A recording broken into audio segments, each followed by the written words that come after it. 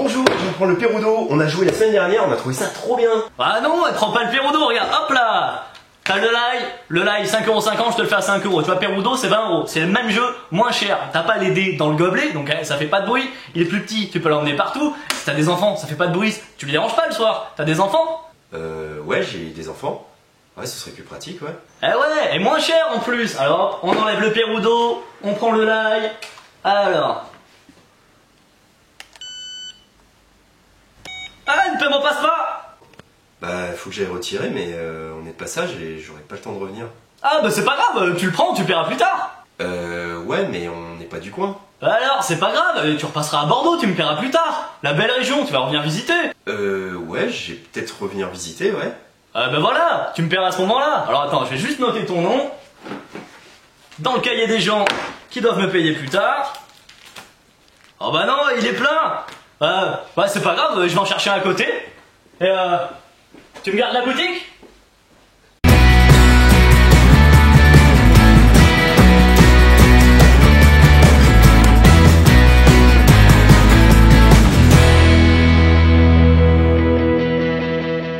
Et il est parti et il n'est jamais revenu. Et voilà. Bienvenue à vous dans cette vidéo du vendredi fort chargée. Elle a des airs d'auberge espagnole parce qu'on est tous là avec Antoine. Salut Antoine. Salut Thomas. Et avec Alex. Salut Alex. Salut. Avant tes vacances, c'est ta dernière vidéo. Et il va présenter les jeux. Il va vous présenter à la fin de cette vidéo Paper Dungeon, un roll and ride dans l'univers Medfan super sympa sur lequel il a eu un coup de cœur. Il a eu envie de le présenter avant de partir en vacances. Moi, la semaine prochaine, je vous présenterai Meadow, un autre jeu où j'ai eu un coup de cœur, donc je lui laisse la place. Alex, ce sera à toi à la fin de la vidéo, mais d'ici là, bon sang, le 25 juin, on l'avait noté qu'il y aurait plein de sorties, mais là vous allez voir, c'est la fête. On commence tout de suite, Ok. pour pas perdre trop de temps. Alors c'est parti avec un jeu, on va pas être vache, on va faire ce qu'il y a de mieux. C'est un jeu de dés avec des vaches, voilà, c'est le petit jeu de l'apéro rigolo, si vous avez aimé les jeux type avec les cochons. Les petits jeux des cochons, vous lancez les cochons. Là, on va lancer des vaches. Et évidemment, elles ont plusieurs faces. Hein, on voit soit un 2, soit un 3, soit un 1. Là, elle fait meu. Et là, elle fait prout. Voilà, parce que il va y avoir plein de petits jeux. Et c'est ça la réussite de cette petite boîte qui s'appelle Milkshake.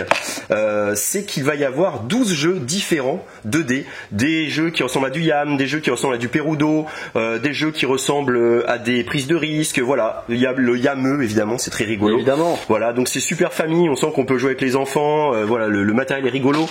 Il y a un petit jeu de bluff. Alors ça, c'est ce que vous allez miser, mais évidemment, grâce au petit fond transparent, vous pourrez toujours regarder, un peu comme dans Pokéroll que tu avais présenté, votre combinaison. Ça sera pour les jeux de paris, parce qu'il y a donc 12 jeux différents avec Milkshake, le petit jeu rigolo pour l'été, pour jouer en famille. Voilà, On enchaîne avec le Tichou. Voici le Tichou. Alors le Tichou, faut savoir que dans les années 2000, le Tichou c'était ça. Je vous ai amené la petite boîte à moi de Tichou. C'est collector. Voilà, c'est collector, c'est une boîte métal et c'était ça, donc c'était voilà, c'était à l'ancienne quoi, vous voyez. Maintenant le Tichou en 2021, bah c'est ça. Hein, tu peux filmer si tu zoomes. C'est des magnifiques cartes. Le Tichou c'est un jeu traditionnel asiatique et c'est illustré. Alors je crois qu'on se l'était dit, mais c'était écris en petit. Ah mince, c'est écrit où? Fail. Voilà, Christine Alcouf. Et alors c'est époustouflant ce qu'elle a fait. C'est magnifique. Voilà, c'est magnifique. Les cartes sont de super belle qualité aussi. Alors qu'est-ce que le Tichou? Le Tichou c'est pour les amoureux des jeux de pli. Si vous aimez la belote, le tarot, c'est un jeu par équipe en 2 contre 2. C'est un jeu de combinaison de cartes. En fait, pour ceux qui connaissent le Gang of Four, on va vraiment s'en rapprocher. D'ailleurs, le Gang of Four c'est un peu le Tichou finalement, mais le Tichou c'est en équipe de 2 par 2. Donc on va poser des combinaisons et comme au Gang of Four, si je pose une carte simple, tout le monde doit me suivre avec une carte simple, mais il faut que ce soit une carte supérieure à la carte que j'ai posée. Évidemment, il y a plein de combinaisons qu'on va retrouver ici sur cette chouette aide de jeu, hein, la carte simple, la paire, le brelan, le full, la suite d'au moins 5 cartes. Et il va y avoir les combinaisons spéciales, la bombe qui bat toutes les autres combinaisons. Et il va y avoir les cartes spéciales. Et ce que j'aime beaucoup, il y a le chien, le phénix. Ce que j'aime beaucoup, c'est qu'au début, on peut jouer avec les cartes spéciales, mais qui vous expliquent le pouvoir de chaque carte. Voilà, le chien, le phénix, le moineau, le dragon. Parce que c'est très subtil, le Tichou. C'est un système de prise de pli. Quand vous allez jouer certaines cartes, eh ben, vous allez perdre le pli ou alors vous allez donner le pli au joueur qui aura quitté la partie en premier. Donc si c'est votre coéquipier, tant mieux. Si c'est pas votre coéquipier, bah tant pis. C'est très tactique, voilà. Et c'est chouette de le voir réédité parce que je crois que depuis ma petite boîte en métal achetée dans les années 2000, j'ai à ma connaissance qu'il n'y avait pas d'édition du Tichou. Donc c'est une super idée. Je crois que c'est Tiki Édition qui a fait ça, ceux à qui on doit Lucky Numbers. Voilà, donc ils rééditent des bons jeux. Après la réédition de Lucky Numbers, voici la réédition de Tichou. Et on enchaîne avec Alex. Yes, bonjour. Salut Alex. Bonjour, bonsoir, bon joueur, bonne joueuse. Regardez mon dernier achat. N'est-il pas magnifique? Ça c'est un bel achat. Et oui, c'est Gamora, ça y est, les Gardiens de la Galaxie sont tous disponibles. Yes. On avait eu Drax la semaine dernière, on a vu Star-Lord, on avait la petite boîte avec Groot et Rocket. Et Gamora, ma grosse surprise, alors génial, bon, elle est agressive, ça on pouvait s'en douter. Ouais, évidemment. Mais ce qui est génial avec Gamora, je vous montre, c'est que dans la mise en place, on vous indique qu'en fait, elle va avoir une affinité de base, donc ici c'est agressive, mais elle peut ajouter jusqu'à 6 cartes, attaque ou contre, d'affinités autres que celles qu'elle a été choisie.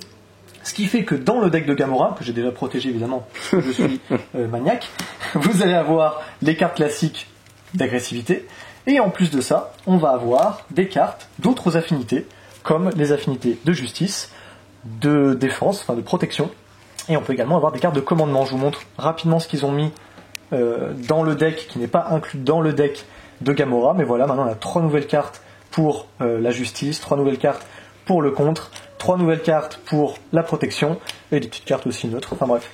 Excellent. Ce que j'aime beaucoup aussi, c'est que Gamora a comme allié, non sans surprise, Nebula. Ok. Je vais essayer de vous la montrer. Ouais, j'aurais pas misé dessus. Ouais. En fait, c'est assez drôle parce que Nebula, c'est à la fois sa némésis et à la fois son allié. Ce qui fait que si jamais vous tombez sur votre némésis alors que Nebula est en jeu, eh bien malheureusement Nebula va quitter le jeu. C'est indiqué juste ici. Pas sur cette carte-là, je suis bête. Celle-ci, c'est pour l'effet. Okay. C'est indiqué juste sur la carte Némésis, pardon, qui est ici. Voilà. Lorsqu'elle arrive en jeu, du coup, Nebula, l'allié, est défaussé. Donc très cool. Évidemment. Voilà, je suis très content, je suis ravi. Je vais vous laisser du coup maintenant avec Tom qui doit vous présenter Burger Quiz, yes. La deuxième boîte de Burger Quiz. Et Gamora, ça a l'air très très bien. Hein. On sent qu'à chaque fois, ils ont fait. Il va y avoir un double achat, je sens. Ouais, ils ont fait à chaque fois des personnages qui collent super bien à la thématique de leur univers. Donc Burger Quiz, on va faire vite. Hein. Burger Quiz, c'est le jeu d'Alain Chabat, mais Alain Chabat n'est pas inclus dans la boîte. Ça, c'est dommage. Et ça fait toute la différence. Hein. Il faut savoir que quand on n'a pas Alain Chabat, l'ambiance est différente. Hein. Surtout quand vous avez quelqu'un qui se prend pour Alain Chabat. Oui, moi j'ai vécu une soirée comme ça.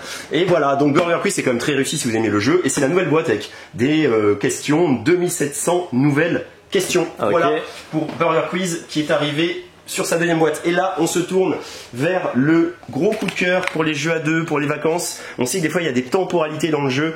Des fois, c'est les vacances. Alors, on attend un bon petit jeu pour trimballer pendant les vacances qui va être solide, qu'on va pouvoir sortir un peu partout, qui va bien jouer à deux parce que on part en vacances à deux. Et 101 le match, c'est un jeu exceptionnel. Il coche absolument toutes les cases pour peu que vous aimiez justement les jeux à la Lucky Numbers, à la Skijo, à la Shoten Toten. C'est un jeu à deux, alors on peut jouer à 3 hein, et puis ça peut très bien fonctionner, mais moi je vais vous montrer la manière de jouer à 2. Donc déjà notez que c'est dans une boîte en métal solide, que le jeu est déjà rangé et prêt à l'emploi, puisqu'en fait c'est comme ça que ça va fonctionner. Les cartes, parce que c'est des petites cartes mais en dur, donc là on imagine tout de suite que il pleut, il y a du vent, et on peut jouer partout, par terre, on n'a pas besoin de sliver les cartes et on n'aura pas peur de les salir. Voilà, c'est vraiment super, ça prend pas de place, on prend l'avion, on est sur des tablettes, et chacun fait son petit carré de 5x5 parce que c'est un jeu d'affrontement, de combinaison de chiffres. Au début, rien, vous allez constituer une seule règle, c'est prendre une carte dans ce marché. Alors un peu à la Seven Wonders, vous prenez la carte disponible. Alors évidemment il y a la version familiale qui dit que vous devez prendre de la gauche vers la droite, hein, donc ce serait comme ça et celle-ci serait pas visible. Et on va toutes les prendre comme ça jusqu'à ce qu'on arrive à la fin. Yes. Mais très vite on va bien apprécier la version expert qui fait qu'il y a les 5 visibles à chaque fois, enfin accessibles et une qui est toujours visible. Si je choisis celle qui est visible, je dois te révéler ensuite derrière une de mon choix. Et on verra qu'on peut choisir exactement. Donc quand on a pris une carte, on va la placer dans sa grille, ça va être une grille de 5x5 qu'on va constituer. Une seule règle, il faut que la carte que l'on pose soit adjacente à une carte précédemment posée, ça peut être orthogonale ou diagonale. Et l'objectif c'est quoi? C'est dans les lignes et dans les colonnes de faire des combinaisons qu'on va retrouver de Shoten Toten ou du poker que l'on voit ici. Voilà, de la plus faible, la paire, le cocktail, c'est les 5 couleurs du jeu, la double paire, le brelan, la couleur, la suite, le full, le carré, le strike et la suite à la couleur qui est la plus forte. Et ça fait mal. Et on va essayer de faire des combinaisons et c'est là le côté un peu Lucky Numbers parce qu'il faut que ce soit une bonne combinaison en ligne. mais aussi une bonne combinaison en colonne. Donc il va falloir s'organiser là-dessus, ne pas se retrouver bloqué, un peu comme dans Shoten Totten, il y a certainement des lignes qu'on va un peu abandonner parce qu'on voit ce que fait l'adversaire de son côté et on se dit ah il a déjà fait une suite à la couleur dans cette ligne-là, ça sert à rien que j'essaie de le battre, je vais un peu m'en servir comme poubelle pour poser les tuiles qui ne me correspondent pas et sur lesquelles je ne peux pas jouer. C'est vraiment super malin. Là-dessus vous rajoutez un jeu très tactique parce que si vous voyez le dos de ces cartes, si tu zoomes, eh ben ça n'a pas été fait de manière anodine. En fait les cartes donnent beaucoup d'indications sur ce qui peut se trouver derrière. Ici par exemple, on sait que ça peut être soit un 2 vert, soit un 4 vert, soit un rouge, soit un 3 rouge, soit un 5 rouge. Et là où c'est très sympa, c'est que plus la partie va avancer, plus on aura de bonnes idées de ce qui peut se trouver. Parce que j'imagine, je joue contre toi Antoine, et tu as déjà joué le 1 rouge, le 5 rouge dans ta grille, moi j'ai le 2 vert, bah donc c'est donc que c'est soit le 4 rouge, le 4 vert, pardon, ou le 3 rouge. Et si j'attends le 3 rouge, bah j'ai une chance sur 2 que ce soit 3 rouge. Bon, bah c'est le 2 vert, hein, imaginons. Et ça c'est vraiment malin. Les tuiles grises sont des tuiles qui vont de 1 à 5 et les tuiles noires sont des tuiles qui vont de 6 à 10. Donc au fur et à mesure, ça devient un jeu de plus en plus tactique où les choix vont être de plus en plus réfléchis. Et ensuite, une fois que chaque joueur a constitué sa grille de 5 par 5, on va comparer chaque ligne et chaque colonne et la meilleure combinaison l'emporte et marque 1 point. 2 points dans le cas d'une suite à la couleur ou d'un strike, mais ça vous en ferez pas souvent. Ce qui est très malin aussi, c'est que si jamais on a la même combinaison, c'est-à-dire que toi tu as un brelan de 4 et moi j'ai un brelan de 1, et ben ça s'annule. C'est pas le brelan de 4 qui bat le brelan de 1. C'est important parce que sans ça, ce serait la prime au plus gros chiffre et ce serait imbattable. Exactement. Et donc là, en fait, il suffit que si tu as fait un brelan de 4, moi-même avec un brelan de 1, je t'annule ta combinaison. Voilà, 101 le match, c'est un vrai petit coup de cœur. Nous on y joue à la pause déjeuner, enfin, on le trimballe avec nous. On sent que c'est le jeu qu'on va emmener partout avec nous en vacances. C'est édité par Spot Game. Il n'y a pas de créateur de jeu, donc peut-être que c'est Spot Game. On a cherché un peu partout, mais il n'y a pas de créateur crédité sur ce jeu, donc désolé pour lui. En tout cas, voilà, pour nous c'est un gros coup de cœur. On enchaîne avec le reste. C'est-à-dire du gros Exploding Kitten. Ça faisait longtemps qu'on attendait les extensions qui sont sorties depuis longtemps aux États-Unis. Alors déjà, on signalera le retour de Exploding Kitten, elle est là, l'extension qui est très difficile de mettre en avant parce qu'il y a la collerette de la honte. Vous allez devoir respecter un changement de sens de temps en temps et quand vous vous trompez, vous prendrez une grosse collerette que vous mettrez autour de votre cou qui indique le changement de sens et quand ça changera de sens, les gens vous changeront la collerette. C'est très humiliant, mais c'est très rigolo. Et donc, dans la mémoire d'idée, vous avez Barking Kitten où là vous avez une couronne cette fois que vous poserez sur votre petite tête et ce sera marqué c'est moi le chaf et ça veut dire qu'on ne pourra plus vous voler de cartes avec les actions de vol des cartes. Et vous avez également Striking Kitten, une petite extension sous forme de petits blisters comme ça avec des cartes nouvelles à rajouter. Exploding Kitten, pardon, c'est délire, c'est le petit jeu de cartes qu'on joue, le but c'est de pas sauter, de pas tomber sur le chat qui explose. C'est un bon petit jeu qui fonctionne avec les enfants, entre potes, c'est pour nous un peu une sorte de Uno moderne. Tout à fait. Parce qu'on va s'embêter, on va jouer des cartes comme ça. Donc voilà, et ça a donné des idées, n'est-ce pas Alex? Yes, tout à fait, je suis de retour pour vous présenter Unstable Unicorn. Un peu dans le même délire du coup que Exploding Kittens qui aurait éventuellement rencontré un Munchkin. C'est pour 2 à 8 joueurs. Pour des parties d'environ, ils mettent 30 minutes, 1 heure, effectivement, ça va dépendre du nombre de joueurs surtout. À partir de 8 ans, là on est dans un univers non pas de chats, mais de petites licornes. Et chacun des joueurs va commencer avec une écurie vide, si ce n'est avec un petit bébé licorne. D'accord. Les licornes ont ce petit logo en haut à gauche, vous verrez qu'il y a différentes licornes. Les bébés, les standards et les magiques ayant des capacités spéciales. Une partie en fait va prendre fin dès qu'un joueur aura 7 licornes devant lui, ou 6 si on est à plus de joueurs. Au début de mon tour, si jamais j'ai des cartes qui ont ce genre d'effet là, c'est-à-dire si cette carte se trouve dans votre écurie au début de votre tour, et ben j'applique l'effet. Donc toutes les cartes qui ont un effet de début de tour, je vais les faire. Et ensuite je vais pouvoir piocher une carte dans le paquet, l'ajouter à ma main, et ensuite je peux jouer une carte. Il y a différents types de cartes, comme je vous disais. Il y a des licornes, il y en a des standards qui n'ont pas de capacité spéciale, mais qui vous servent notamment à gagner la partie. Il y a des licornes magiques, qui sont en bleu, qui elles ont des capacités spéciales lorsqu'elles arrivent en jeu, lorsqu'une autre licorne y est jouée, etc. Vous avez des cartes vertes, des cartes magie. Vous les jouez, vous appliquez l'effet, vous les défaussez. Vous avez des cartes spéciales qui sont les améliorations, vous les jouez chez vous et ça indique ce que ça fait comme bonus. Et vous avez les cartes un peu plus malines d'attaque, qui sont ici. C'est comme les améliorations, mais chez les autres. Donc vous jouez une carte d'attaque, ce joueur a ça chez lui, il est obligé de respecter la règle qui est sur la carte. Voilà, c'est un petit jeu fun. Il y a des petites cartes spéciales comme dans Exploding Kittens. On peut jouer cette carte-là pendant le tour d'un adversaire pour lui dire bah non, ta carte tu la joues pas, tu appuies pas son effet, sauf tu la défausses si directement. la personne joue encore un autre U. Exactement, un U peut se contrer avec un U, et un super U contre tous les U. Voilà. C'est un super jeu fun. Voilà, je ne sais pas quoi dire d'autre sur ce jeu, si ce n'est que au final, il y a une légère tactique qui se dégage, comme je disais, c'est un peu comme Munchkin, ce qui fait que prenez bien en compte les effets de chaque carte, parce qu'il y en a beaucoup qui peuvent se comboter, il y a des petits combos en plus qu'il n'y a pas forcément dans Exploding Kittens. Mais voilà, si vous cherchez un jeu fun, à jouer dans des bars, ou à jouer chez vous, ou à jouer en vacances, et bien foncez sur Unstable Unicorn, Super. et si vous aimez les licornes, évidemment. Je laisse la place à Thomas. Si on les aime pas, hein. Aussi. Ah, c'est un vrai mélange de Munchkin, Exploding Kitten et l'univers des licornes. Exactement. Alors, moi je suis là pour vous ici. présenter Black Stories. Ceux qui ne connaissent pas Black Stories, il y a toute cette gamme-là. Black Stories, c'est typique le jeu qu'on peut jouer à table, n'importe quand, dans la voiture. Par exemple, moi j'y joue dans la voiture.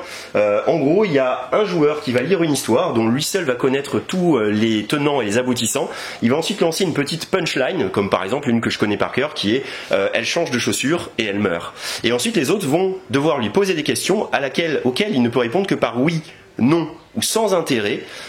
Et le but, c'est d'essayer de trouver pourquoi, dans ce cas-là, cette personne a changé de chaussure et pourquoi elle est morte à cause de ça. Et là, on a pas de bol. Donc c'est toujours très humour noir, hein, Black Stories. Là, c'est les morts pas de bol. Ça va être des morts un peu ridicules. Mais voilà, si on aime l'humour noir, si on aime un peu enquêter, il y a ce petit côté coopératif où chacun va rebondir sur les questions des autres. Black Stories, c'est très très réussi. Okay. Et Alex va nous présenter une autre réussite. Yes, je reviens. Quel marathon. C'est le marathon. Juste avant de présenter Kemet, j'aimerais remercier Jean-Baptiste et Jocelyn de C'est le jeu à Toulouse, parce que c'est eux qui m'ont fait découvrir ce jeu-là, parce qu'il est sorti en Kickstarter. Évidemment, Jean-Baptiste l'avait déjà acheté, comme beaucoup de Kickstarter, donc merci à eux de me l'avoir fait découvrir. Je vais vous le présenter, donc c'est un jeu de Jacques Barriot et Guillaume Montiage, et c'est une réédition. Kemet Blood and Sand, c'est la deuxième édition de Kemet. Okay. Et je vais vous montrer alors là le choix de Matago d'avoir fait un autre boîte comme ça. Je le comprends pas trop. Après, ça aide à avoir un visuel sur le plateau. Mais ce qui est hyper important de comprendre dans Kemet, c'est notamment comment on gagne des points de victoire et la pyramide d'action. Donc je vais te demander éventuellement de zoomer sur cette pyramide d'action. On va aller zoomer sur cette pyramide la d'action. meilleure idée du jeu en fait, Okay. plus les combats qui sont vraiment géniaux. Dans Kemet, vous avez une sensation un peu de jeu de conquête, donc à la risque, mais plus évolué évidemment, parce que c'est un jeu de Matago. Donc les jeux de Matago sont souvent très évolués et très bons. On va avoir en plus une sorte de trône de fer, si vous avez joué au trône de fer, un peu de Cyclade aussi dans le thème. C'est hyper malin. On va avoir en fait ici une course. Donc je vais te demander éventuellement de zoomer sur cette piste ici. Chaque piste ici représente en fait une piste de joueurs, et c'est là qu'on va marquer les points de victoire représentés sous différents jetons qu'on peut gagner de différentes manières. Ce qui est génial dans Kemet, c'est qu'au bout d'un moment, on peut gagner des jetons de différentes manières, mais on est obligé de les gagner, les derniers du moins, par le combat. Donc le combat, à un moment, vous êtes obligé de le faire, notamment la carte est faite pour devoir se battre, qu'on soit à 2, à 3, à 4 ou à 5, c'est toujours génial parce que la carte est optimisée pour ça. Je reviens sur la pyramide ici. En fait, au début de la partie, vous avez à chaque fois un nombre de tours qui est égal au nombre d'actions que vous avez ici, qui sont des jetons. Et ces jetons-là, vous les placez sur les différentes actions de votre pyramide. La pyramide est en fait en réalité en 3 niveaux, entre guillemets. Il y a un premier niveau en bas qui propose 4 actions possibles. Deuxième ici, ligne, 3 actions. Et la deuxième ici, 2 actions. Les différentes actions, c'est quoi? C'est évoluer sa pyramide. Je vous expliquerai à quoi ça sert. Acheter différentes tuiles. Je vous montrerai aussi où sont les tuiles. C'est notamment pour avoir des capacités spéciales. Il y a prier. Prier, c'est entre autres la monnaie du jeu, donc c'est hyper important. Il y a du recrutement et du déplacement. Ce qui se passe dans la pyramide d'action, et la règle est très claire là-dessus, c'est qu'il y a un principe d'équilibre. On a en fait des pions qu'on va placer à chaque fois sur une action et on va réaliser l'action. Sauf que la pyramide a une règle d'équilibre, ce qui fait qu'on est obligé d'avoir au moins un pion dans chaque niveau. Donc il n'y a pas forcément un niveau, ou du moins une des actions par niveau, vous êtes obligé de faire. Soit de recruter, soit de gagner des prières, ou de recruter, etc., etc. Ce qui va se passer, les actions. Donc, comme je disais, il y a l'évolution de sa pyramide. Nos pyramides, donc sur la carte, on voit ici, on commence chacun dans différents quartiers. Okay. Et donc, on a 3 zones dans nos quartiers sur lesquelles on peut placer des pyramides et on va pouvoir les évoluer dans les différents niveaux. Il y a en tout, je crois, 4 niveaux. Et en fait, si tu zoomes au-dessus ici, on a différents plateaux qui proposent différentes tuiles. Chaque tuile étant associée à des dieux en fait qu'on vénère, et on peut vénérer autant de dieux qu'on veut, en fait, il n'y a pas de couleur précise. Si ce n'est que, comme on a 3 pyramides, on a 3 couleurs de pyramides. Et en fonction du niveau de chaque pyramide, je peux débloquer des niveaux de tuiles qui sont très différents. Je ne rentre pas dans le détail pour les tuiles parce qu'il y a vraiment une possibilité énorme en termes de combos, que ce soit pour gagner des points de prière, gagner du déplacement, gagner du recrutement, enfin gagner pour les phases de combat de la force, c'est hyper malin. Donc une fois qu'on fait une action, donc je rappelle, on a les actions d'évolution de pyramide qui coûtent des prières, on a récupéré des tuiles dans une couleur précise, on a du recrutement, on a le droit aussi à du déplacement. Les déplacements, ce qui est malin, c'est que dans la carte, vous allez avoir des obélisques qui vous permettent de vous téléporter directement, mais ça coûte de la prière. Et enfin, quand on arrive, du moins sur une tuile déjà occupée, là il y a du combat. Et le combat c'est génial, vous avez des cartes en main qui vont vous indiquer la force que vous avez, les blessures que vous allez recevoir ou les blessures que vous allez donner. Chacun des joueurs va, on va dire, s'affronter en donnant une carte face cachée l'un devant l'autre. Et en plus de ça, on peut rajouter des petites cartes bonus qu'on a le droit de piocher. Et parmi ces cartes bonus-là, il y en a une qu'on a au début de la partie qui est une sorte de carte de bluff qui ne donne aucun bonus. Mais ce qui fait que quand je lance un combat, je peux dire ok, je mets ma carte de base, mais je mets une carte bonus plus une autre. Ça se trouve c'est deux cartes bonus qui défoncent, ça se trouve c'est une carte de bluff et une carte qui sert à rien. Mais c'est juste pour faire le bluff dans le combat. Et ensuite on révèle, on a une résolution de combat. Le vainqueur va gagner notamment des points de prestige. Le perdant peut en gagner à condition d'avoir perdu suffisamment d'unités. Bref, ce qui est important de comprendre, c'est que à la fin, lorsqu'on a tous joué des actions, en fonction des zones que vous contrôlez, vous aurez le droit de gagner des points de prestige, des points de victoire, avec du sacrifice de bonhomme par exemple. Mais ce qui est important, c'est notamment lors du combat, c'est de gagner des points de prestige également. Donc les points de victoire, c'est notamment sur les lieux que vous contrôlez, mais aussi sur les pyramides que vous pouvez voler aux autres joueurs, et également pendant les combats, lorsque vous perdez des unités. En plus de ça, les unités, vous avez des magnifiques figurines qui sont des créatures un peu comme dans Cyclades. Ok. Voilà, j'ai essayé d'être plus ou moins clair sur le principe du jeu. Rappelez-vous qu'il y a la pyramide d'action, vous faites une action parmi en gros 5. Les déplacements, les recrutements sont importants notamment pour faire du combat. Et le combat, c'est notamment faire des points de victoire. Et rappelez-vous, la carte, elle est optimisée pour 2, 3, 4 ou 5 joueurs. C'est un jeu pour moi de conquête qui surpasse beaucoup de jeux de conquête parce que je sais que moi, je porte beaucoup dans mon cœur le Trône de Fer, que je trouve vraiment un des meilleurs jeux de conquête de plateau. Si ce n'est qu'il peut être légèrement trop long à 6, celui-là à 5, il peut être long, mais il peut être vraiment très très bon, quoi. Voilà, donc Kemet Budensen, il est disponible. Donc foncez si vous cherchez un excellent jeu de conquête dans l'univers un peu, comment on peut dire, égyptien, mythologique. Très bon Kemet, je vous laisse avec Tom du coup qui va... Ok, allons pas réussi. Et oui, il y a un peu plus de 15 ans, Alan Airmoon sortait Les Aventuriers du Rail Europe. Un jeu qui creusait le sillon de la licence Les Aventuriers du Rail, qui avait commencé avec Les Aventuriers du Rail USA, et qui allait conquérir l'Europe aussi, parce qu'on était trop content de pouvoir jouer avec les pays et les villes qu'on connaît. Pour fêter ça, Days of Wonder sort la superbe édition luxe 15e anniversaire. Voilà, là il y a juste à filmer les boîtes en métal. Je sais pas si tu as filmé les boîtes en métal. Oui, les boîtes en métal, regardez-moi ces boîtes. Voilà, chaque train est dans sa boîte en métal, avec sa petite gare, etc. Chaque boîte est personnalisée aux couleurs du train et a une typologie particulière. Et là, on va retrouver les jolies petites gares. On a un travail de Julien Delval qui est absolument phénoménal. Là, la carte a été retravaillée. Enfin, c'est d'un réalisme avec plein de petits détails. Enfin, c'est super joli. Alors, la carte est beaucoup plus grande que la carte de base, qui déjà est très grande. Alors, prévoyez comme une très grande table où vous jouez par terre. Mais après, vous avez une immersion absolument géniale avec vos petits trains, etc. Les Aventuriers du Rail, c'est un jeu, on le dit toujours en boutique, qui fonctionne toujours très très fort. Bien parce sûr. Que on peut y jouer en mode, on se raconte sa journée, on pose ses petites cartes en mode un peu rami, on fait ses petites combinaisons de cartes et de couleurs pour poser ses petits wagons. Ou alors on joue un peu en mode chafouin, on embête les autres, on voit qu'ils vont aller par là, on leur pose des petits trains pour les embêter, on voit les cartes qu'ils ont pris et qu'ils n'ont pas, on prend des risques en fonction des couleurs qui sont déjà passées et on essaie de réaliser ces petits objectifs avec ce risque toujours que on peut perdre les points si on n'a pas réalisé l'objectif en question. Il faut se dire aussi que dans cette boîte se trouve l'extension Europa 1912, donc c'est vraiment une superbe édition. À un tarif alors très élevé, je crois que c'est pas loin des 100 €, il me semble. Mais voilà, si vous êtes fan de la licence Aventuriers du Rail Europe, c'est une édition ultra limitée. Donc voilà, si vous avez envie de faire plaisir, sachez que c'est disponible à la boutique. Et on enchaîne avec un jeu sur les lamas. Hop là. Ouais, les lamas. Quelle organisation. Ok. On va parler de Lama. Yes, Lamaland. C'est un jeu de Phil Walker Harding, édité chez Funforge. Ok. N'avez-vous jamais rêvé de faire un petit parc avec des lamas ? Eh bien, si, lui, il y a pensé, Lamaland. Vous allez avoir un jeu pour un peu les aficionados, je dirais, de Azul. Un petit peu de ceux qui ont joué à Cacao, de ceux qui ont joué à Talouva, une sorte d'empilement de tuiles en fait pour pouvoir après réaliser des objectifs. C'est hyper malin, c'est assez fluide. Vous allez voir en fait pendant la vidéo, je vais essayer de vous insérer, parce qu'on va jouer à la partie, je vais essayer de vous insérer en fait différents moments de notre partie pour vous regarder un petit peu comment ça joue. Il y a de la connexion de tuiles, de l'empilement de tuiles évidemment, du gain de ressources, donc du gestion de ressources, plus de la réalisation d'objectifs. Comment ça va se passer dans la main ? On a chacun un plateau au début de la partie qui est rectangulaire et on va pouvoir récupérer des tuiles. Donc le premier tour, en fait, on récupère une tuile. On peut la placer à côté, donc autour de la tuile ou en poser par-dessus. Attention, une tuile ne peut jamais être recouverte entièrement par la même forme. Donc du coup, il va falloir bien s'agencer de façon à respecter toujours les contraintes de placement dans lesquelles je ne vais pas rentrer dans le détail. L'intérêt de recouvrir des tuiles, ça sert à quoi ? C'est que si vous recouvrez des tuiles avec des ressources, vous en récupérez autant que le nombre de tuiles que vous avez recouvertes. En plus de ça, lorsque vous avez placé une tuile, vous allez pouvoir placer un jeton sur des objectifs que vous pensez réaliser. Parce qu'en fait, c'est qu'à la fin de la partie qu'on va réaliser l'objectif et on va regarder si ce que vous avez tenté de réaliser, vous le remplissez ou pas. Une fois qu'on a posé une tuile, on peut en plus nourrir un lama. Alors là, on le voit pas très bien, mais c'est en bas ici. Ouais, c'est bien de nourrir le lama quand même, ils en ont besoin. Ici, vous avez 3 types de lamas différents et on le voit pas très bien, mais les lamas, en fait, ils sont triés du plus gros au plus petit en termes de points de victoire. Donc les premiers qu'on arrive à récupérer rapportent plus de points. C'est représenté sous forme de carte.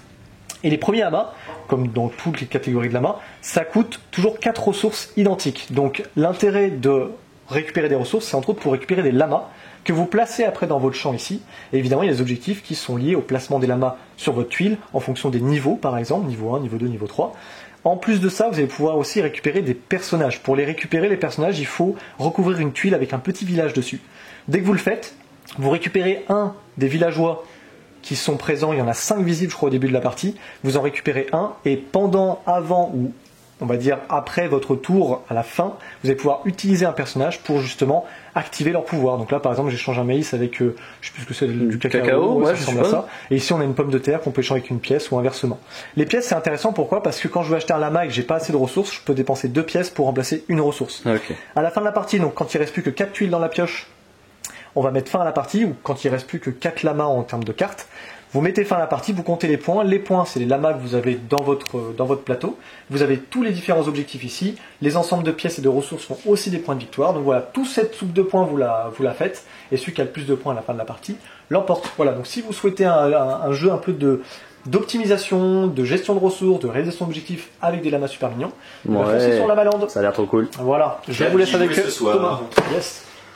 Suite du marathon. Ah, mon grand chouchou qui était tant attendu, qu'on vous a présenté dans la vidéo du 4 juin. Et voilà, 21 jours après, le voilà, Dune Imperium. Génial. Et génial. Alors, ce qui est pas génial, c'est que, alors un peu comme les ruines de Narak, hein, on est obligé de le dire, même si ça nous fait pas plaisir, le jeu est déjà en rupture. Et il reviendra en septembre-octobre. Alors vous pouvez très bien laisser passer l'été et ne pas vous précipiter et attendre septembre-octobre, il y en aura. Mais si vous le voulez pour cet été, eh ben, il faut pas trop tarder. Voilà. Dune Imperium, qu'est-ce que c'est ? C'est un jeu de Paul Dennen. Paul Dennen, c'est celui qui avait fait Clank. Clank, c'est un jeu de deck building. Alors on retrouve un jeu de deck building, mais on y rajoute un jeu de pose ouvrier. Et donc c'est dans l'univers de Dune. Alors je vous l'ai très bien expliqué le 4 juin, donc je vous invite à revoir la fin de la vidéo. Il y a le petit timecode à la fin de chaque émission. Donc vous pouvez aller voir ça dans le détail. Cela dit, ce que j'ai à vous dire sur ce jeu, c'est que c'est immensément thématique malgré tout. Ah oui, chaque lieu vous fait respirer du Dune en fonction des actions qu'il est possible d'y faire. Vous allez retrouver toutes les familles emblématiques de Dune. Vous allez aussi retrouver leurs intérêts thématiques et mécaniques. Vous allez devoir gérer de l'argent, gérer l'épice, gérer l'eau, essayer d'influencer, intriguer grâce aux cartes intrigues. C'est ce qui va rajouter un petit côté incertain dans ce jeu, puisque ça pourrait être un jeu que mécanique, mais il y a cette petite glorieuse incertitude de la carte intrigue qui va arriver dans un combat, parce que oui, dans ce jeu-là, il y a aussi des combats. On va préparer nos armées et à chaque tour de jeu sera révélée une carte de combat qui donnera des récompenses aux gagnants. Donc là, on n'a pas pu tout sortir parce que le plateau est très grand. Ça, c'est le marché du deck building que tu es en train de filmer, parce que c'est un deck building et les cartes, et c'est vraiment l'intérêt principal du jeu, les cartes ont plusieurs intérêts. Tiens, allez, par exemple, je vais vous montrer celle-ci. Elle s'appelle le Chevaucheur de Verre. Alors, elle a un intérêt, c'est que déjà, si je joue cette carte dans la première phase du jeu, qui est la phase de placement des agents, ça va me permettre de placer un agent dans une ville qui a ce symbole-là ou ce symbole-là. Et là, c'est très malin aussi, parce que il faut que j'essaie de diversifier mes cartes en fonction des différents emplacements où je vais envoyer mes agents pour prendre des ressources, pour aller intriguer avec les familles, pour prendre de l'influence sur les familles, parce qu'il y a des tas de choses à faire dans Dune Imperium. Mais elle va aussi me rapporter un petit bonus quand je la jouerai. Là, ici, 2 épices. Normal, c'est un chevaucheur de verre, et les verres attirent l'épice. Ensuite, si je ne la joue pas dans la phase 1, la phase de pose des agents, je peux la garder pour la phase de révélation, phase à laquelle toutes les cartes que je n'ai pas jouées à la phase de pose des agents, je vais devoir les révéler, et donc elles vont m'apporter des petites choses, soit des achats, hein, comme par exemple cette carte-là qui me rapporterait 2 pour acheter des nouvelles cartes dans un marché, c'est un deck building, n'oublions pas, mais également du combat. Alors c'est là tout le dilemme. Quand vous allez acheter des cartes, vous allez vraiment réfléchir à plusieurs intérêts qu'aura pour vous la carte, et également quand vous allez jouer la carte, vous serez dans ce dilemme, est-ce que je la joue pour placer mon agent ici, ou est-ce que je la garde pour ce combat que je suis en train de perdre, mais que si je la garde et que vu que j'ai 2 influences sur les Fremen, je vais pouvoir rajouter 4 combats et surprendre mon adversaire. Bref, c'est vraiment génial, des cartes, il y en a plein, je n'insiste pas à l'envie de vous les montrer. Voyage spatial, Sir Bene Gesserit, Pitre de Virs, l'éclaireur, les espions impériaux, voilà, bref, on retrouve tout l'univers de Dune, on va pouvoir épurer son deck évidemment. D'ailleurs en allant voir les Bene Gesserit, on va pouvoir l'épurer.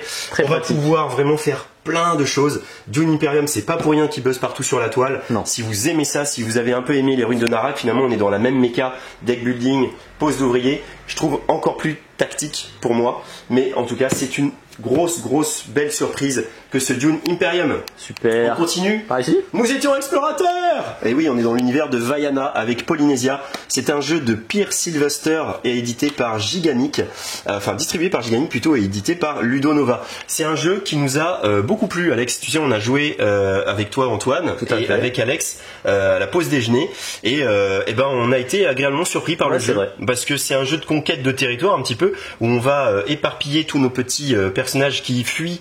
Alors là, c'est pas facile parce qu'il y a le pilier sacré de la Polynésie, mais derrière ce pilier sacré se trouve le volcan, et le volcan est en éruption, et donc on va essayer de sauver tous nos ouailles comme ça et de les faire partir. Vous voyez, il y a des routes maritimes qui n'existent pas, que vous allez créer évidemment.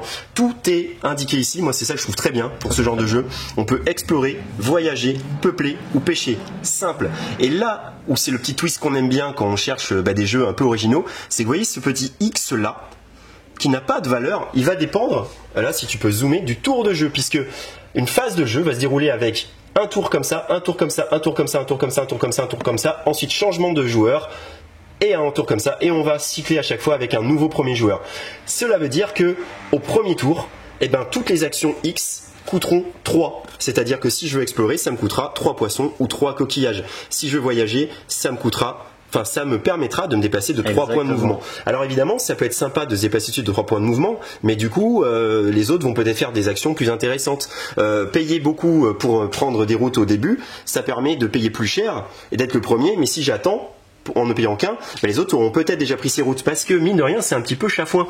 On va poser des bateaux en payant le coup, en mettant quelle est la ressource qu'on a payée, et maintenant vous pouvez partir en tant que gris, explorer d'autres îles en passant par votre bateau, un petit peu comme les aventuriers du rail, hein. On a créé une liaison, mais moi le bleu je peux aussi y aller, mais je vais devoir payer au gris le coût indiqué par X. Et voilà, un exactement, petit coquillage. 1, 2 ou 3 coquillages, ça dépend quand je décide de faire ça. Et en plus de ça, comme contrainte, il faudra que le gris soit présent sur l'île que je quitte, et je devrais l'amener avec moi. C'est un peu mon passeur en fait.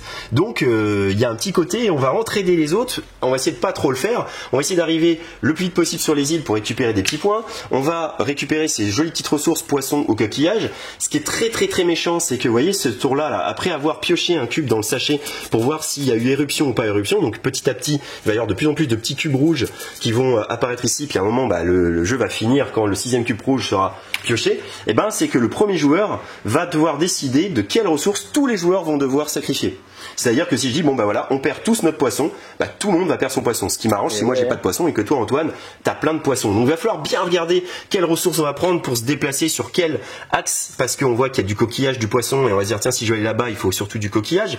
Bref, super sympa. Et en plus de ça, vous rajoutez des petites cartes comme ça qu'on va tirer au hasard au début de la partie et qui permet d'avoir des objectifs et donc des sensations de partie toutes différentes en fonction des cartes qui auront été tirées. Bref, c'est vraiment une belle surprise que ce Polynesia qui déboule un peu de n'importe où comme ça et qui nous a beaucoup enthousiasmé. En tout cas lors de notre première partie, on a eu envie d'y revenir. Ouais, c'est clair. Voilà, donc on va arrêter la première partie de cette vidéo et on va continuer sur le jeu de rôle. Antoine, avec toi, tu vas comme ça montrer les travaux finis dans la boutique jeu de rôle, et on vous retrouvera pour les jeux à 2 joueurs, les jeux enfants. C'est tout de suite Antoine en jeu de rôle. Allons-y. Hey, salut, j'étais justement en train de lire Jeu de rôle magazine, été 2021, un jeu de rôle magazine orienté super-héros, puisque dedans il y a du Hexagon Universe, c'est super bien, je suis en train de les lire, j'adore. Il y a du Icons, et puis il y a du Les Partisans, mais il y a aussi plein d'autres choses, il n'y a pas que des super-héros, il y en a pour tout le monde. Hop, je vous montre l'actualité jeu de rôle de la semaine. On commence avec Shadowrun, la Streetpedia. La Streetpedia, c'est un supplément d'univers pour Shadowrun. Donc, à savoir, vous allez avoir des informations sur les différentes factions, les différents types de magie, de créatures magiques que vous allez trouver dans ce monde. Shadowrun, c'est un monde très complet, et un petit supplément d'univers comme ça, et bien, ça fait bien plaisir. D'autant plus qu'il y a du contenu inédit en France. Donc, les anciens de Shadowrun VF. Hop là, c'est aussi pour vous. Autre nouveauté, La Élite, la ville mystique. J'en avais déjà parlé à plusieurs reprises sur la chaîne La Élite, la ville mystique. N'hésitez pas à revenir sur les vidéos précédentes, mais je vais quand même récapituler. En gros, La Élite, la ville mystique, c'est un jeu de rôle à part entière, mais ça peut aussi s'inclure dans vos campagnes de jeux de rôle qui n'ont rien à voir, de fantasy, d'horreur, de science-fiction, puisque c'est une ville mystique hors du temps à laquelle ont accès uniquement certaines personnes. Donc, nous avons l'ultime châtiment qui est la première campagne pour la Élite, la ville mystique. Elle est là, hop. Et puis derrière, le recueil des plans. C'est quoi le recueil des plans? Eh bien, c'est un recueil qui contient des plans. Excellente surprise, n'est-ce pas? Non, vraiment, la Élite, comme je l'ai dit, c'est une ville géante. C'est un univers urbain très fouillis, très complet. Et en fait, eh bien, avoir un recueil de plans, c'est pas juste gadget, ça va être très utile pour, eh bien, si vous êtes maître du jeu, que vos joueurs puissent se situer beaucoup plus facilement. Et puis vous aussi, ça va vous donner un sacré coup de main. Hop là, c'est la fin des nouveautés. Et je... Ah, qu'est-ce que c'est que ça? Mais c'est un retour en stock, dis donc. Tales from the Loop, il est de retour à la boutique, ça fait plaisir, j'adore Tales from the Loop. C'est de la science-fiction dans les années 80, on est dans les années 80, mais c'est futuriste. Et on va jouer des enfants, donc ça a des relents de Stranger Things, évidemment, mais aussi de X-Files, et vous allez reconnaître tout un tas d'autres références à la pop culture de cette époque. Tales from the Loop, c'est top, et je crois que je vais repasser de l'autre côté de la caméra. Et on est de retour pour vous parler des jeux de joueurs. Et voici une nouveauté très attendue par les fans de Bruno Cathala, évidemment, par ceux aussi de Sébastien Pochon, mais par les fans de Sobek. Parce que Sobek, c'est un petit jeu de cartes, format Citadel, qui était sorti il y a fort longtemps. Un jeu avec de la corruption, un jeu qui avait beaucoup plu aux joueurs, mais qu'on ne trouvait plus, qui a été un peu réédité sous un autre thème, sous le nom de Oliver Twist, mais qui lui-même n'était plus édité. Alors Sobek était très attendu. Voici donc Sobek. Particularité, c'est que Sobek avant se jouait de 2 à 5 joueurs. Maintenant, il ne se joue plus qu'à 2 joueurs. Et c'est un petit jeu d'affrontement. On va retrouver beaucoup de choses de ces deux créateurs. C'est ça qui est très rigolo. Comme tu peux le voir ici, Alex, on a un marché parce que le but, c'est de faire le plus de points de victoire. Et le point de victoire, c'est un peu la King Domino. C'est-à-dire qu'on a des multiplicateurs ici qui sont les scarabées. Et puis on a des ressources, un peu comme dans Jaipur de Sébastien Pochon. Et ces ressources, on va les collecter, puis à un moment, on va les vendre. Et quand on va les vendre, on va prendre le nombre de tuiles qu'on a vendues par le nombre de scarabées, qu'on va se multiplier tout ça. Oui. Ça nous fera les points de victoire à la fin. Évidemment, il y a plein de tensions dans ce jeu-là. Moi, j'y ai retrouvé un petit côté Seven Wonder Duel quelque part, parce que tous vos choix ont une influence sur les choix de votre adversaire et vous êtes constamment plongé dans un dilemme de prendre ce qui vous plaît en vous corrompant, évidemment, parce que c'est la mécanique principale du jeu, c'est la corruption.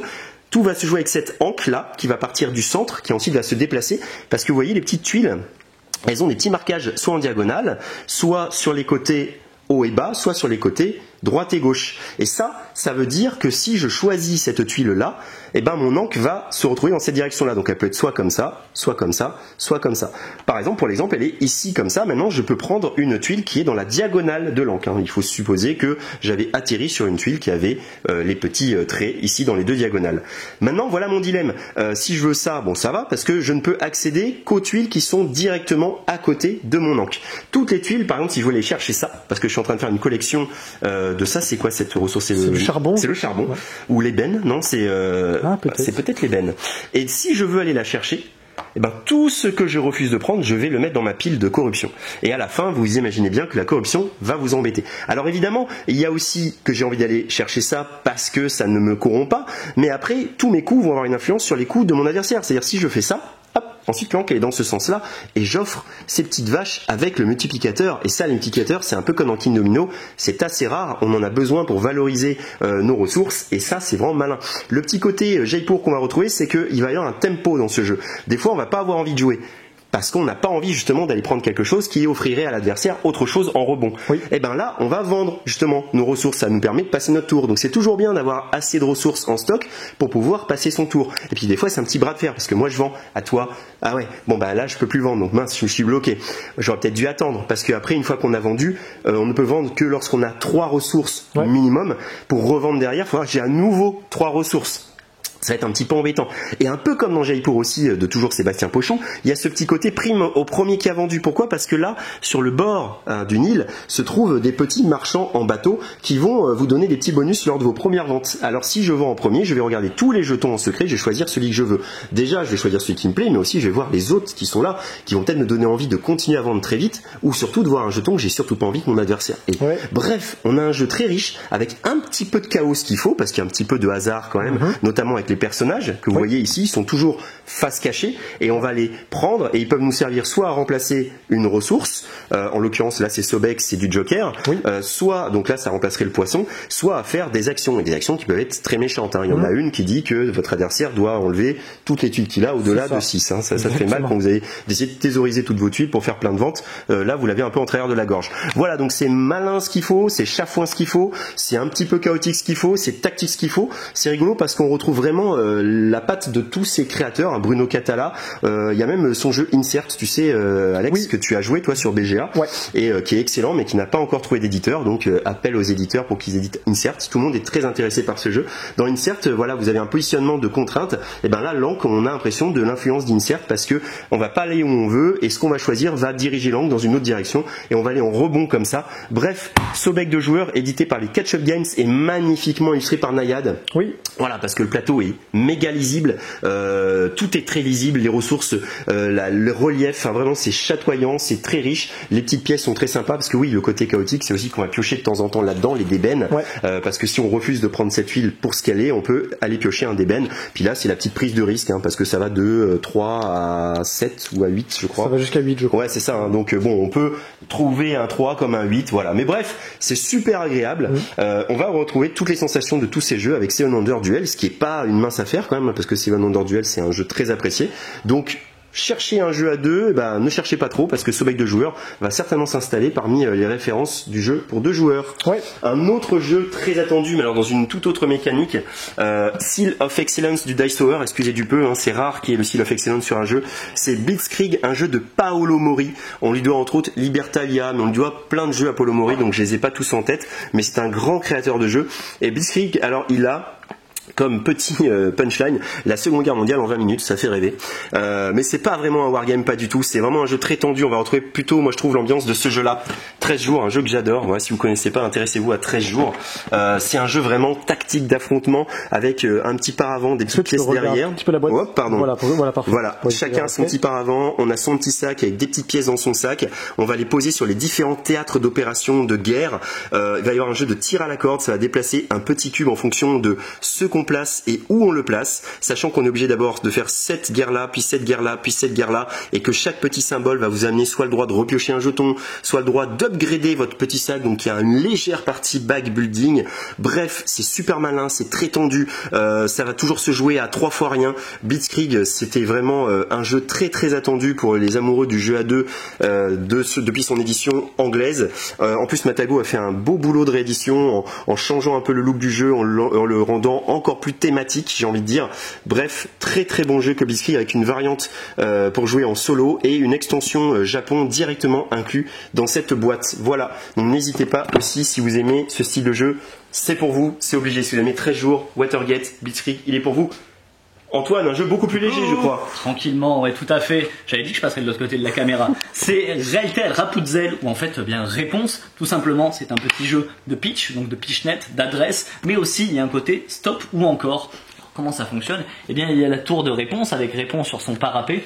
Nous avons notre percuteur et puis on va pitchnetter le percuteur pour essayer de faire dégager l'étage du bas sans que tout tombe. C'est impossible. C'est tout à fait possible. Je pense que je devrais y arriver. On va voir. Il y a un côté stop encore. Pourquoi? Eh bien parce que si j'arrive à dégager un niveau, je peux choisir de continuer. Mais si j'échoue par la suite, je perds tout. Ou alors je peux choisir de passer. Je valide mes points et je passe à l'autre joueur ou aux autres joueurs, puisqu'on peut jouer à nombreux. On va jouer à autant de manches qu'il y a de joueurs. Et puis à chaque manche, on refera complètement la tour. Petite spécificité, à la fin, quand il restera plus que ceci, si j'arrive à décaniller, eh bien je gagnerai le point du niveau, plus les 2 points de réponse, si elle n'est pas tombée, évidemment. Hein. Alors on va faire une démo en live, et puis hop là, déjà, on va faire. Logiquement, je devrais échouer parce qu'on est en live et que j'ai pas le droit à l'échec. Attention, c'est parti. Voilà, j'ai échoué, c'est magnifique, c'était prévu. Je suis sûr. Ouais, non, en vrai, on peut y arriver. J'ai le droit à un deuxième essai, pourquoi? Tu as le droit à un deuxième essai. Ah oui, complètement. Je suis sûr qu'avec la caméra, je peux y arriver. La caméra dans la main droite. On s'est demandé toute la journée si j'allais y arriver du premier coup. Et non, voilà, jamais en live. C'est là, attention, c'est parti. Wow, et donc là, je peux choisir de continuer ou de passer. Je vais continuer, évidemment. Hop là. Et ouais, 2 points. Est-ce que je vais m'arrêter là? Oui. Attends, moi. Puisque, vas-y. Ouais. Challenger. Ok, on a pris du niveau, on s'est entraîné pour la vidéo. C'est trop rigolo. Très bien, voilà, c'est hyper simple, c'est hyper efficace. Vous mettez ça sur une table, à l'apéro, ça va fonctionner. Vous mettez ça sur une table avec les enfants, ça va fonctionner. Bah, c'est les jeux de pitch, ça marche toujours, mais on a adoré. Je crois qu'on est des mordus de pitch à la boutique. On avait adoré Pitch Out l'année dernière. Yes. Et puis je pense que ça, on va y jouer à peu près tous les jours entre deux clients. C'est ça. Jeu suivant, hop là, on va faire le tour et on va passer dans un tout autre style de jeu. Puisque je vais vous présenter les nouveautés de chez Smart Games. Alors je vous présente d'abord ce que c'est que Smart Games. C'est toute une gamme comme ceci, des petites boîtes très thématiques qui fonctionnent de la manière suivante. Vous avez toujours un thème, donc là le festin des chenilles, avec son matériel qui est toujours d'excellente qualité. Vous voyez ici la pomme qui peut tourner pour générer de nouveaux puzzles, de nouvelles énigmes. Le petit matériel ici, là, ça va être les petits chenilles qui se plient sur certains segments suivant la couleur des chenilles. Et puis vous avez le petit livret d'énigmes, de quiz, voilà, je sais pas comment on peut appeler ça, avec toujours différentes difficultés. Là, il y a 4 difficultés pour le festin de chenilles, puisque c'est pour 5 ans et plus. Alors quand ils disent 5 ans et plus, c'est pas mentir, hein, puisque nous on s'est cassé la tête pareil ce matin dessus.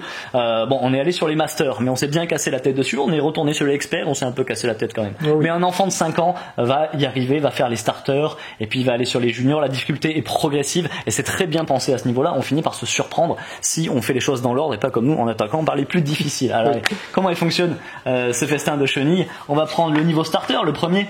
Hop là, il va falloir que j'ai la tête de la chenille bleue ici, jaune Avant, ici. il faut peut-être que tu places ta pomme. Tout à fait. Alors 1, 2, C, 4, E. Donc 1, 2, C, 4, E.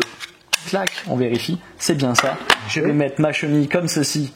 Donc ça, ce sont les contraintes en fait. Ça, c'est la mise en place de départ qui est bien sûr une contrainte. Et il faudra terminer avec la tête de la chenille jaune ici et la tête de la chenille bleue ici. Donc je vais tenter quelque chose comme ceci. Voilà, c'est la première. C'est normal que j'ai laissé du premier coup. Je me suis pas trop mouillé.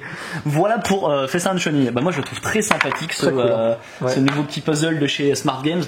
La pomme, c'est génial. Et puis une fois que vous avez fini le bouquin, ben, vous pouvez vous amuser à faire comme ceci, à générer des petits puzzles, clac, et à voir si c'est faisable. Des fois, il y a des solutions. S'il y a une solution, il n'y en a qu'une. Et puis des fois, il n'y a pas de solution. Mais la solution, c'est de trouver qu'il n'y a pas de solution. Et ouais, c'est casse-tête et on aime ça. Juste à côté, Pirate en vue. Pirate en vue, et bien donc voilà, fonctionne sur le même système que les autres jeux de la gamme Smart Games. Un univers fort, du moins un thème fort, et puis du super matériel. Là, vous voyez, ce sont les pirates, les bateaux pirates et les bateaux de la marine en blanc que l'on va pouvoir installer. Il va aussi y avoir ces blocs qui vont nous gêner. Vous allez retrouver les niveaux de difficulté. Là, il y en a 5 parce qu'il y a le niveau Wizard qui est vraiment pas facile pour l'avoir essayé. Et puis, en plus de ça, dans celui-ci, il y a 4 modes de jeu. Alors, le premier mode de jeu, ça va être d'arriver à installer les différentes pièces de manière à ce que les pirates et les marines ne puissent pas se tirer dessus parce qu'ils vont tirer sur les côtés avec leur canon, évidemment. Donc, c'est le mode P.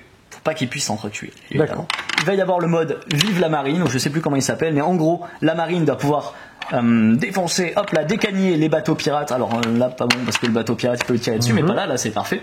Mais les pirates ne doivent pas pouvoir tirer sur les bateaux marines. Inversement, un mode de jeu avec, on va être du côté des pirates. Et puis le mode de jeu final où tout le monde doit pouvoir décagner tout le monde. Et là, c'est vraiment prise de tête. Et en mode Wizard, eh bien, vous allez faire chauffer les neurones. Voilà pour la gamme Smart Games. C'est une gamme que moi j'aime beaucoup parce que j'adore les jeux de puzzle. C'est cool. Ces nouveaux matériels, la petite pomme et les bateaux pirates sont vraiment exceptionnels. Et puis, je crois qu'on va passer derrière le comptoir. Oui, ça y est. On arrive. Le 25 juin, ça a marqué une pierre blanche, hein, parce que c'est une vidéo avec des sorties de fous furieux et aussi des retours en stock. Alors, on commence par Agricola Famille. Bah, que dire si ce n'est la version famille de Agricola. Donc Agricola, c'est ce petit jeu de gestion de ferme où vous allez tout gérer, le cheptel, les animaux, les manger, la cuisine, la reproduction, tout. C'est très apprécié. Puis la version famille, c'est une version un peu plus légère. Cela dit, c'est pas une version débutant quand même. Hein.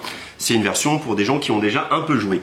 On a Dig Your Way Out qui est revenu. Alors ça, c'est le jeu fun dans l'univers carcéral de la prison. La monnaie, c'est des cigarettes. On va devoir faire des alliances avec des clans, se déplacer dans la prison et surtout creuser en ayant crafté des petits objets qu'on a trouvés pour créer des petites pelles en fait pour aller creuser et sortir de la prison. Voilà, ça c'est très apprécié. C'est un jeu un peu à la sbire, j'ai l'impression. C'est un jeu fun. On va s'embêter un petit peu avec un thème très porté et très fort. On a également de Rudiger Dorn, pardon, Istanbul Big Box qui est enfin de retour parce qu'elle est tombée très très vite en rupture. Bon, Istanbul, c'est la Big Box, c'est-à-dire avec toutes ses extensions, et c'est un jeu de pose d'ouvriers et de petits déplacements. Bref, c'est très riche Istanbul, on vous en avait parlé dans une vidéo quand c'était sorti. Et pour finir, mais on l'a pas au magasin parce que oui, les Ruines de Narak est revenu, oui, mais pas autant qu'on en avait commandé, et ce sera en 2 vagues. Et la première vague, tout était réservé. Donc un appel peut-être si vous le voulez, réservé aussi sur la deuxième vague. On est conscient que toutes ces ruptures c'est très embêtant, mais en même temps les éditeurs, les boutiques n'y sont pour rien. C'est juste que les usines étant saturées, le nombre de quantités de production est beaucoup plus faible. Avant, alors je vais utiliser des chiffres on va dire fantasmés, mais avant un éditeur pouvait imprimer 5000 Ruines de Narak et l'avoir dans les 3 mois. Maintenant quand il va voir l'usine, il lui dit voilà je voudrais 5000 Ruines de Narak, l'usine il dit ah bah non tu l'auras pas avant 8 mois parce que tout est saturé. Alors le producteur, enfin l'éditeur il dit ok je fais mon 1000 et puis tu m'en referas 1000 et tu m'en referas 1000 en espérant qu'entre temps, entre toutes ces productions, il n'y ait pas de rupture. Sauf que quand le jeu cartonne, ça suffit pas à contenter les ventes. Voilà, donc c'est un peu une petite explication rapide pour vous expliquer pourquoi c'est en rupture, parce que les usines sont saturées en Chine, sont saturées en Italie, en Allemagne, voilà, que les transports de fret ont augmenté, enfin bref, la situation n'est pas toute rose en fait en vrai dans le jeu de société, et donc on peut déjà être content que tous ces jeux sortent et reviennent aussi rapidement. Alors juste pour compenser les retours, je dis juste parce que les Ruines de Narak il est disponible sur BGA. Oui, donc, aussi, voilà, si vous voulez aussi en tâter sur BGA, vous pouvez en attendant aller voir la très belle adaptation des Ruines de Narak. Voilà, c'est fini pour cette vidéo. Alex, avant que tu partes en vacances, on va te retrouver présenter Paper Dungeon, un jeu que tu nous as fait découvrir à Antoine et moi, et on valide cet excellent choix de Roll and Write. Voilà, enfin vraiment super, vous allez voir, il vous a expliqué ça, et on a hâte que ça sorte chez Super Meeple. Voilà.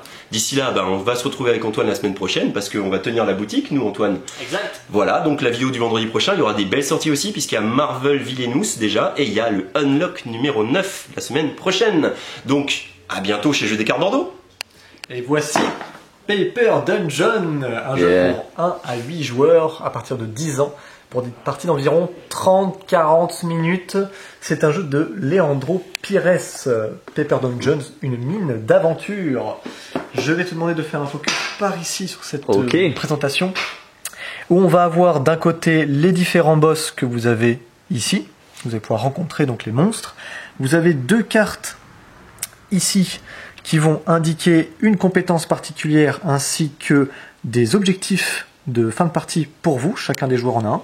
Et ici, on a 3 objectifs qui sont communs à tous les joueurs, face visible. Et pareil, ces objectifs, vous allez pouvoir remplir. Le premier remportant les points de victoire. Si c'est en même temps, on récupère ensemble les points de victoire ou aucun ne les a. J'ai plus trop le détail. Je vais vous montrer ici dans la mise en place pour choisir en fait les différents monstres parce qu'il y en a énormément. Je vous en montre vite fait ici. Vous avez à chaque fois par catégorie, il y a 3 monstres. Par catégorie, vous en choisissez un en fonction du donjon que vous choisissez parce qu'on aura plein de donjons différents.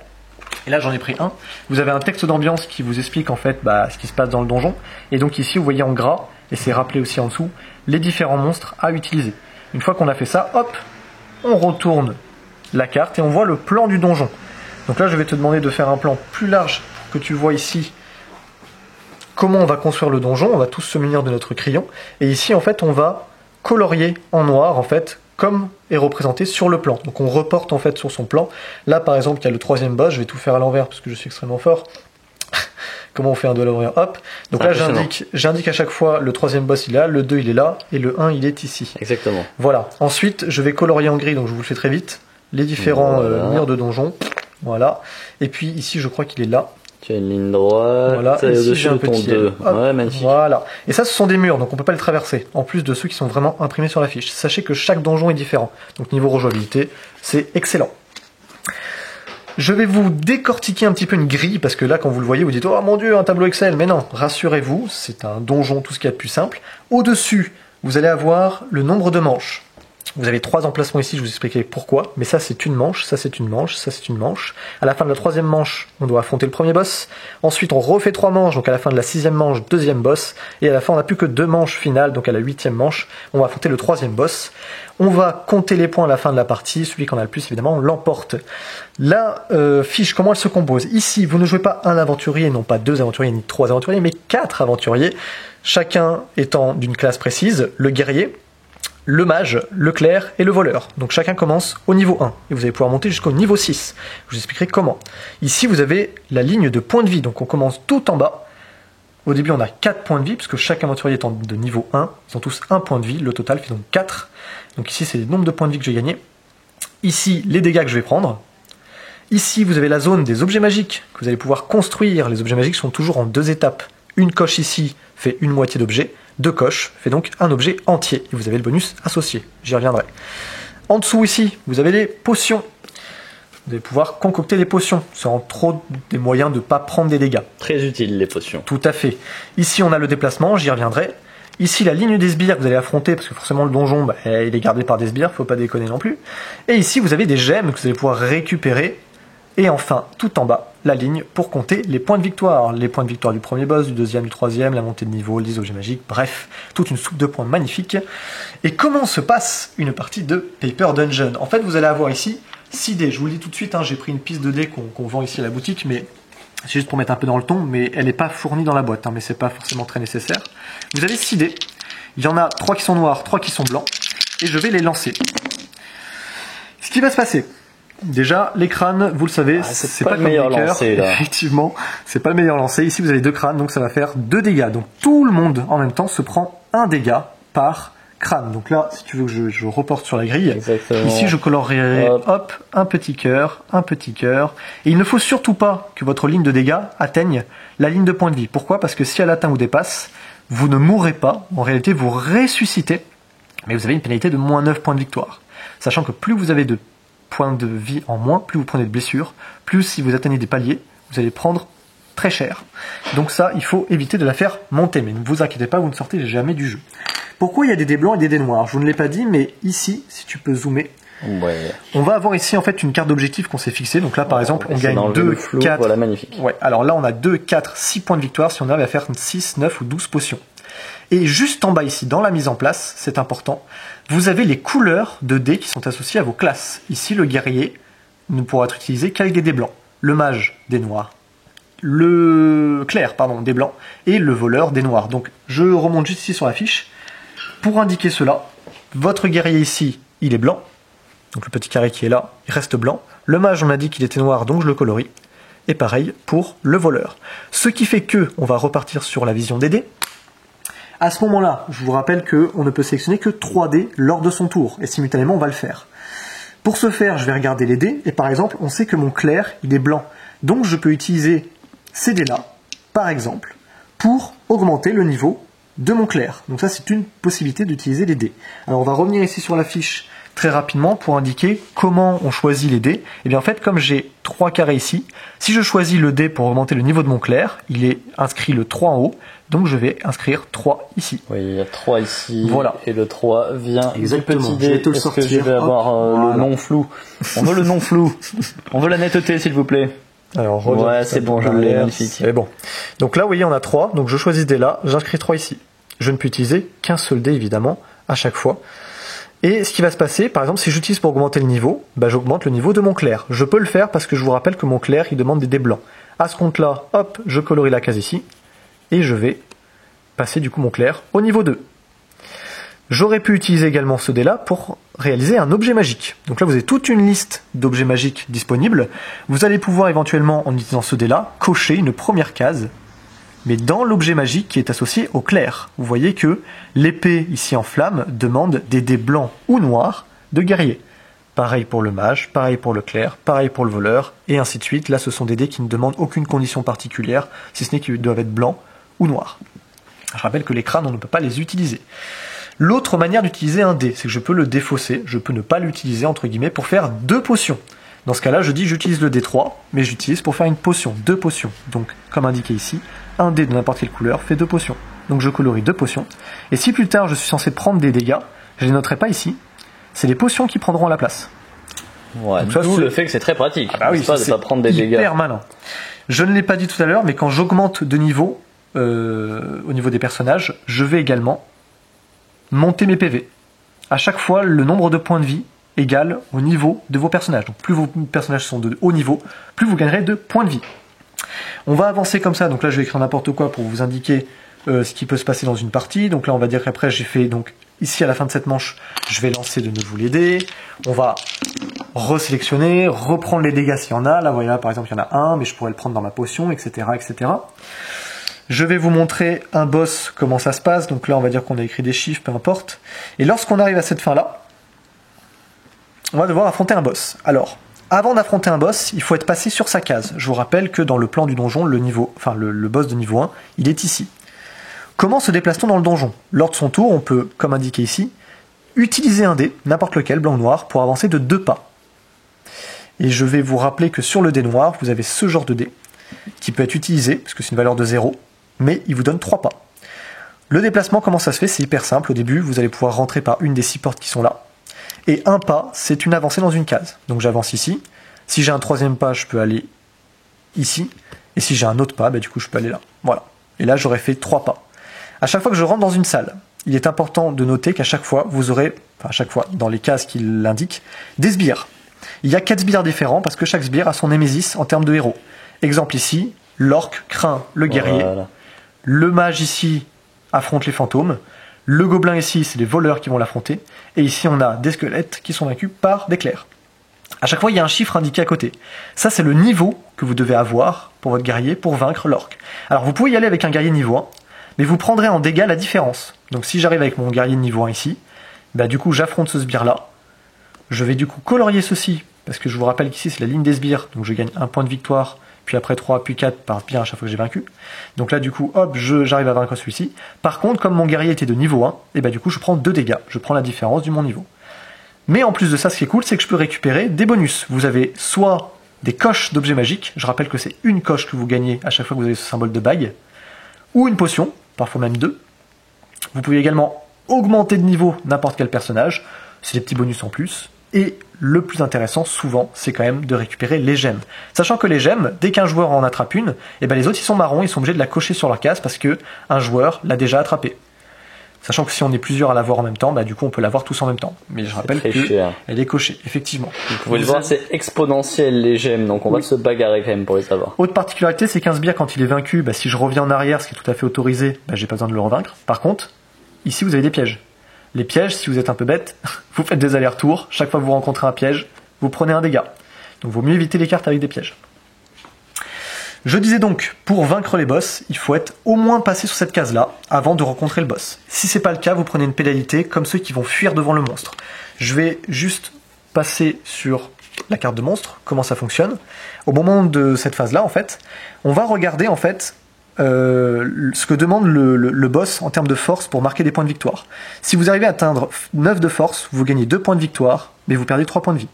Plus vous tapez fort, plus vous gagnez de points de victoire, et moins vous prenez de PV. La particularité, c'est qu'en fait, pour calculer votre force, vous faites la somme des niveaux de vos personnages. Donc en admettant que mon guerrier, il est de niveau 3, que mon clerc est toujours de niveau 2, mon mage est de niveau 2, et puis mon voleur est de niveau 3.